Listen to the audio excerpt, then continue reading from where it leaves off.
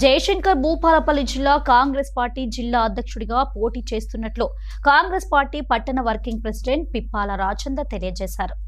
జిల్లాలోని కాంగ్రెస్ కార్యకర్తల ఆకాంక్షలకు అభిప్రాయాలకు న్యాయం చేయాలని, పార్టీ బలోపేతానికి నిస్వార్థంగా కృషి చేయాలన్న ఉద్దేశంతో ఈ నిర్ణయం తీసుకున్నట్లు తెలిపారు. కాంగ్రెస్ పార్టీలో 2008 నుంచి 2014 వరకు యూత్ కాంగ్రెస్ లో పనిచేయడం జరిగిందని, 2021లో జిల్లా కాంగ్రెస్ పార్టీ నాయకులుగా పనిచేసి పార్టీకి సేవలందించే క్రమంలో కాంగ్రెస్ పార్టీ భూపాలపల్లి పట్టణ వర్కింగ్ ప్రెసిడెంట్ గా అవకాశం కల్పించినట్లు తెలిపారు.